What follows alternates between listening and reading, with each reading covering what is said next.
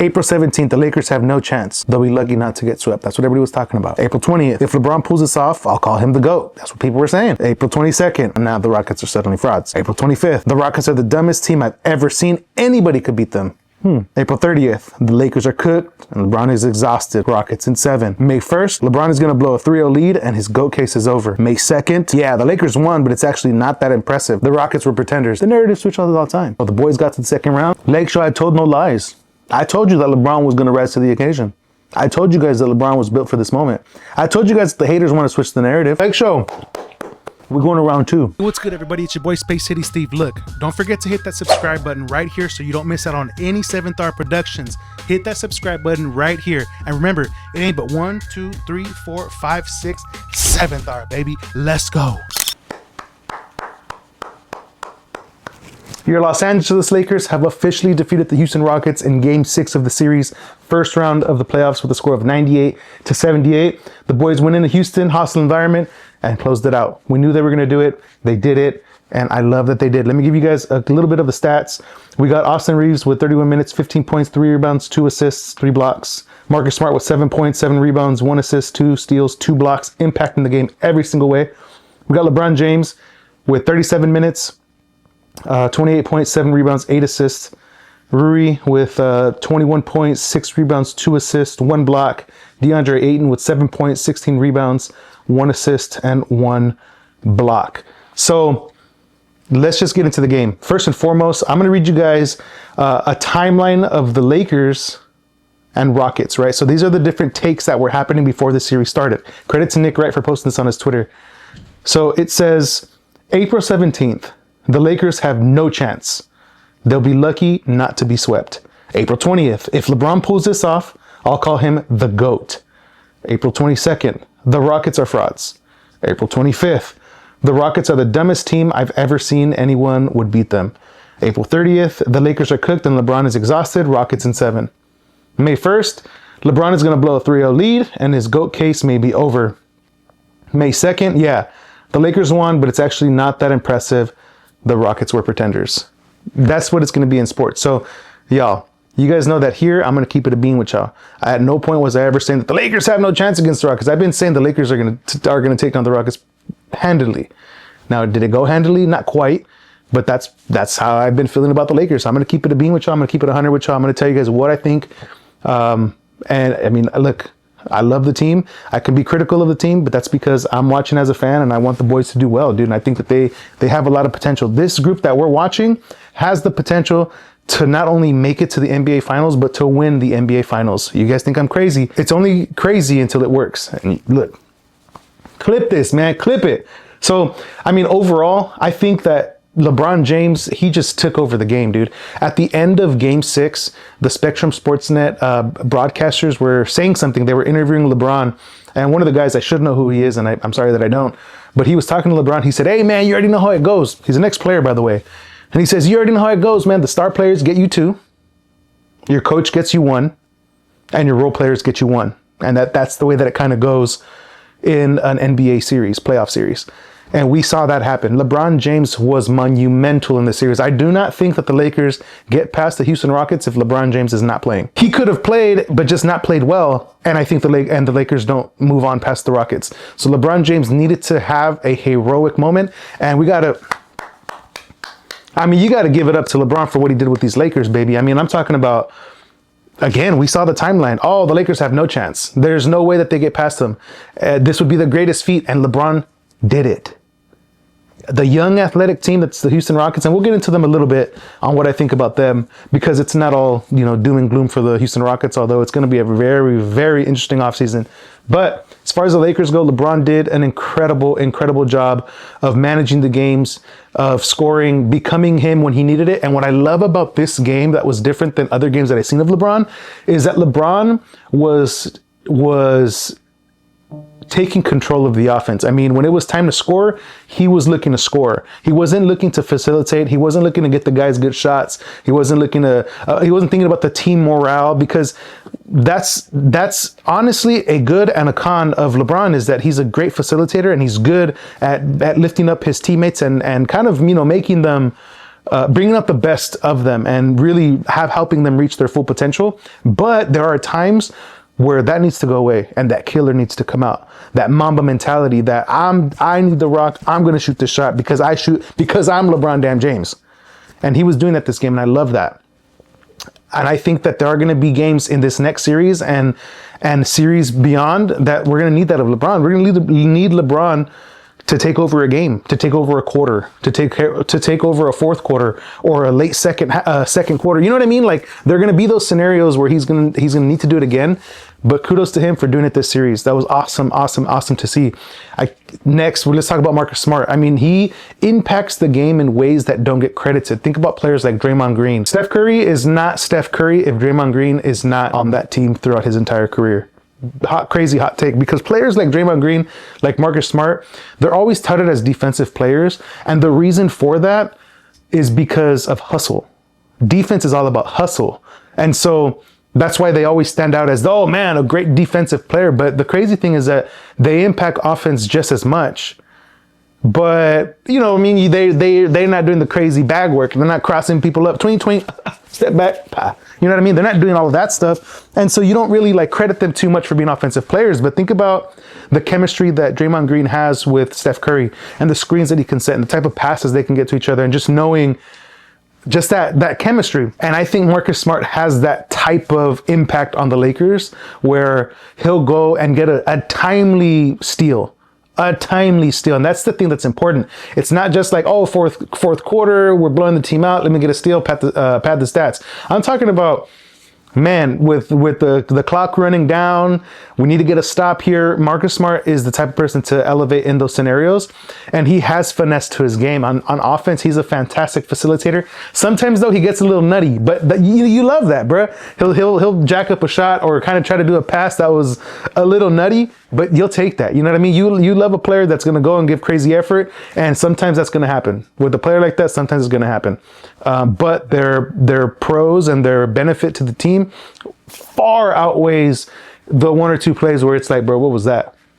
So Marcus Smart was extremely crucial, and I do believe that he's going to continue to have a fantastic postseason. So shout out to Marcus Smart. Now moving forward, Deandre Ayton, I don't know what came into that man. But Deandre Ayton has been playing his mind off. And I said it, whenever the Lakers were having, you know, kind of sort of their issues with the team, and Deandre Ayton talking about that he has more to his game than just being a lob threat and just like a screen setter. And I remember saying like, okay, bro, I mean, look, right now the team don't need that of you. We got Luka cooking, we had AR cooking, LeBron's cooking. It's like, we don't need another person to get, 30 points. But the moment will come, and the moment sure enough came, and he rose to the occasion. And what I love about it is that I thought he was going to have more of like an offensive impact, like scoring the ball, than he did. Although obviously he did impact the game in that way for sure. Don't get me wrong. But the impact that he had was completely clamping up Sengun. Sure, a player like Sengun's going to get his. They're going to get his. But look at what JJ Redick said going into game 6. He said that the Lakers said, hey, you know what? We're going to play defense the same way that we would play if Kevin Durant was was playing. And the difference, like the changes that were made were, one, when Kevin Durant was not in the series, the Lakers were playing man to man. So me versus you, get your man and guard your man. That's it. Like if you get beat, you get beat. So don't get beat. When Kevin Durant was playing, they were playing more of a zone defense. So it's like you just kind of sort of own your spot on the court and you just kind of defend that spot. So if someone's with you, you'll travel with them with that little imaginary like radius, that imaginary zone that you're covering. And as soon as they step out of that zone, you hand off to the other person that now owns that zone that they entered, and you just guard whoever's out. And if there's nobody at all near you, then you kind of sort of like look where you can help defend and stuff. And that's where the Lakers were that's how they were playing when Kevin Durant was not there, because it makes it a little bit more difficult for folks to be creative with their shots. So what they said in game 6 was that they said, hey, let's go back to man defense. So Ayton, lock in, pal. We're not going to help you. We're not going to try to double Sengun with you. We're all just going to guard our man, and everybody just lock in. And if Ayton is not cooking like he's cooking, then it's a problem. But Ayton was cooking, bro. Defensively, I mean, you think about Deandre Ayton, he was drafted #1 overall. He's a incredible talent, and he's had a journeyed career, and he's had good potentials. I mean, he played in the finals, I think, with Chris Paul and the Phoenix Suns. But, you know, they didn't win. And, you know, he bounced around a couple of different teams. A lot of people were saying that, hey, the Lakers might be his last stop, and he happens to be in a contract year. And so I'm thinking, oh, he's going to be extremely motivated, because at the end of this year, you're up for a contract. And so if I played like ass all year, what team's going to want to pay you? And now if I'm over here balling, I mean, everyone's going to be like, hey, man, we can use that type of talent. So I remember thinking to myself, I said, man, Deandre Ayton, he's going to have a monster year. You know, forget about whatever like motor questions we had about him and like his want and drive to like play and give all that effort every night. He's gonna have that because he wants to get paid. I mean, what better motivator than getting that bag? I mean, damn, millions and millions and hundreds of millions of dollars. And so the season starts, he's playing great. He looked all excited. Oh my God, playing with LeBron. Like, it's just crazy to see. He was all, you know, fanning over LeBron, which is cool.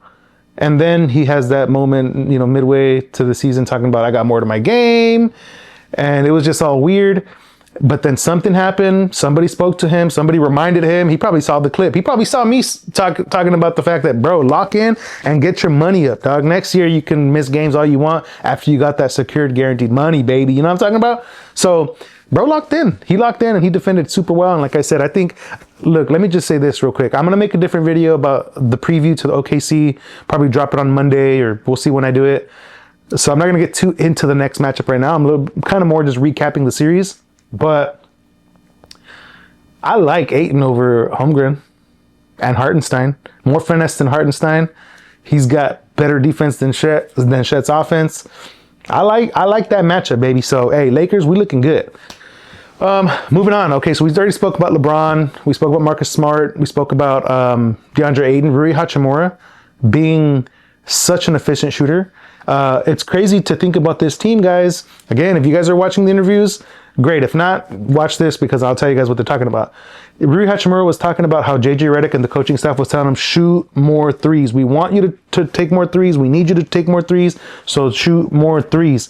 So Rui's been doing that, and he has stepped up, and he's rose to the occasion. He's risen to the occasion, and he's been playing extremely well, very efficient. Rui, I've always said it about him. He plays real finesse, and I've always thought, like, bro's a big body, dog. If he just played like, then he'd be yamming on folks. He'd be backing folks down. Like, he's got a similar type of physique to LeBron in a way. And you see how LeBron was playing, especially when he was Rui's age. Like, come on, baby, you know what I mean? But Rui's got a wonderful shot. And that's extremely exciting because we got players like Luke Kennard, who had a fantastic, first 3 games of the series. Houston kind of shut that water off. And Austin Reeves kind of came back. We'll get into that. But think about it, bro. I mean, we got Luka Doncic, LeBron James, Austin Reeves, great facilitators. You got Marcus Smart. You got a guy like Jared Vanderbilt, who are lockdown defenders. Then Marcus Smart, who can still give you catch and shoot threes and facilitate and make some plays. And then you got players like Rui Hachimura and Luke Kennard, shooters. This team is a lot more complete than people want to give the team credit for. And I'm excited about that. So Rui did fantastic. Luke Kennard did an incredible job. I mean, these guys were having incredible performances. Look, when you want to make a deep run into the playoffs, you're going to need, again, your stars are going to need to show up. Your coach and schemes are going to have to come in, challenging the right place, doing timeouts at the right time. But you're also going to need your role players to step up and win games for you. Championship teams do this. And the Lakers did that.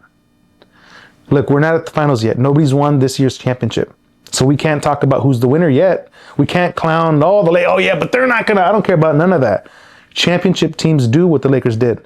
You close out inferior opponents. They did that.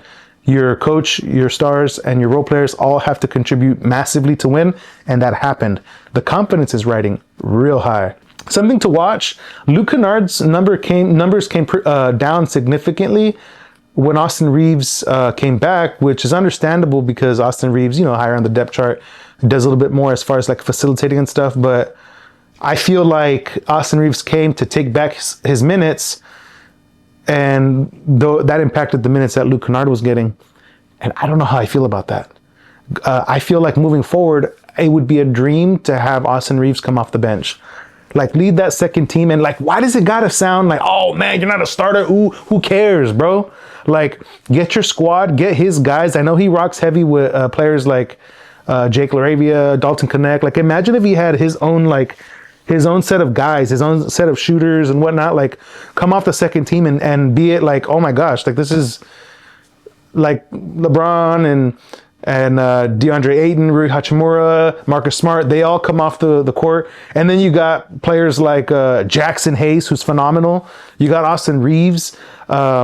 Did I say Luke Kennard already? Well, there you go. If I didn't say him, it's like, that would be a fantastic move. I did not say Luke Kennard. That's the reason why I want Austin Reeves coming off the bench. Yes. So those competing minutes are going to be pretty challenging. I trust in JJ Redick to make the right choices when it comes to who gets minutes in certain moments.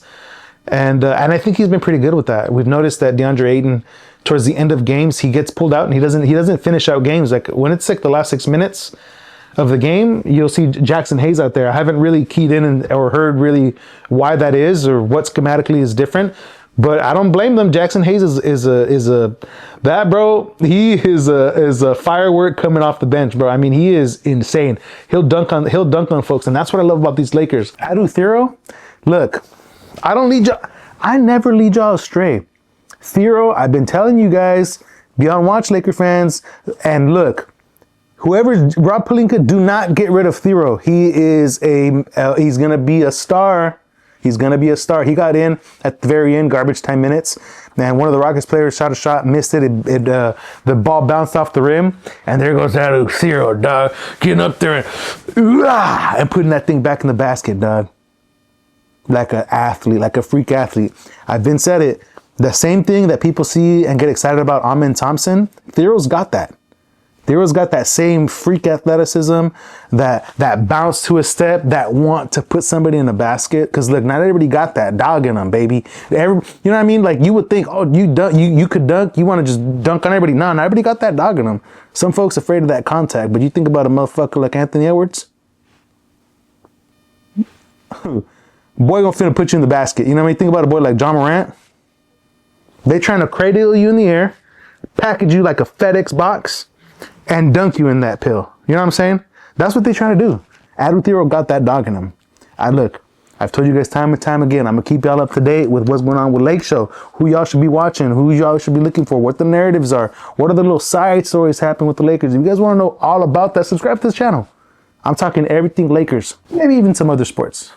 Now that I say that, maybe even some other team. This team, going back to what I was saying earlier about this team, is a lot more complete than people will give them credit for. Let's not count Luka Doncic because he's dealing with injury right now. LeBron James, but then we also got Austin Reeves. We got Marcus Smart, but then we also got Jared Vanderbilt. We got DeAndre Ayton, but then we got Jackson Hayes. We got Rui Hachimura, but then we got Jake LaRavia. You know what I'm saying? It's like we have a pretty solid team. And I talk a lot about moments in games where players and teams and organizations have opportunities to touch greatness. Not every win is the same. You know what I mean? There are opportunities for greatness. Well, just as much as there's opportunities for greatness, and we've talked about that theory, I also have the obvious theory and realization that I want to share with you guys, that is, a star player is not a star player until they're a star player. That sounds crazy. Let me explain. Not everybody is LeBron James, the chosen one coming out of high school. Not everybody is that. You know, you think about Steph Curry's career and how long he was in the NBA before he ended up becoming who he is. You know what I'm saying? Like, that happens a lot more often than the latter, than the superstar coming out. You know what I mean? So right now, you think about a person like Austin Reeves, and people like to clown him. Or, oh, yeah, but he's not a. Well, until he is, until he gets paid this offseason. So if he's gonna get paid this offseason, then he's that now. I mean, you know what I mean? You know what I'm talking about? Before we can thrown Luke Kennard as, oh my God, crazy. He's got to just do it time and time again. He's got to hit crazy shots before he's considered a clutch shooter or like a really like an asset, an all-star. He's got to do it in the tough moments. and time is the only thing that can give you that. From being a really good player to being like a star player, the only thing that can get you that is time, because you can have good games, but you have to have good games over time. But these players, they're having those good games now, baby. So I'm seeing it happen. I'm excited about it. And I really believe that these Lakers are going to win the NBA championship. Mark my words. Look, this next series is going to be a son of a gun. We're going to talk about it. Subscribe to the channel, because I'm going to be putting out Lakers content, a video for sure with my thoughts after every single game. And like I said, I'm going to do a couple of previews on the games that I think, or the series that I think are definitely worth it. And even talk about some of the other teams that are in the playoffs, other teams that are not the Lakers. There's a lot of interesting things to talk about when you talk about, like, the 76ers. You want to talk about the Minnesota Timberwolves, the San Antonio Spurs, like a lot of good teams and games that are happening that I'm going to talk about. So subscribe so you don't miss any content at all. And apart from talking about sports, there's a lot more that happens on this channel. I'm talking about playing Fortnite, playing 2K, podcast, behind the scene vlogs and whatnot. I mean, I'm all over this thing. So subscribe. I appreciate y'all for watching. Those are just my thoughts on the game. Cheers, because the boys got it done. I believe that art lives within every soul, within you, and it's not just what you create, it's who you are. Seventh Aura exists to affirm that truth, to remind you and the world to embrace your inner creativity and to pursue your one wild and precious life. Our collection is the physical manifestation of this belief. Timeless pieces like our signature caps, beanies, and shirts, crafted with premium materials and subtle designs that invite you to carry your inner art outward. Wearing them is not about logos. Every piece we make is an invitation that becomes a declaration of one simple truth: you are art. Head to SEVENTHAURA.com and explore the collection today, because you are the art that the world needs. Fellas, let's talk real estate for a second, because if you're thinking about buying a home or an investment property, you need somebody who actually has your back, not someone who's just trying to make a sale. Someone who keeps you protected throughout the entire process. And that's exactly why you should work with Frania Lepe. She's a Houston realtor who takes your security seriously, financially, and legally. She makes sure you understand every step, every number, and every piece of paperwork, so you never feel lost or taken advantage of. She's big on transparency. She'll tell you what's a good deal and what's not, and what traps you should avoid. And whether you're more comfortable in English or Spanish, she's fully bilingual, so nothing gets lost in translation. No surprises, no hidden terms. Whether you're buying your first place or upgrading to something bigger, Franny makes sure that you move confidently and safely. She keeps the process smooth, clear, locked in from start to finish. So if you want a realtor who treats your money and your future with the same care she'd give her own, contact Frania Lepe. Her is at Real Estate with Frania on all platforms. That's at Real Estate with Frania on all platforms. Secure the right place with someone who's really in your corner. Let's go. Fellas, listen up for a second. If you're planning to tie the knot, whether it's a big wedding, something low-key, or even a last minute, let's just do this, you need an officiant who keeps the ceremony smooth, personal, and actually enjoyable. That's where Manny Matrimony comes in, baby. He's a professional marriage officiant based right here in Houston, and he brings that perfect balance of personality and professionalism. No awkward scripts, no boring energy. He works with you to build a ceremony that feels like you. And here's the part nobody tells you. A great officiant is the difference between a ceremony that feels stiff and one that feels meaningful and fun. And that's what makes it unforgettable for everyone. He handles everything from personalized vows to making sure your paperwork is squared away.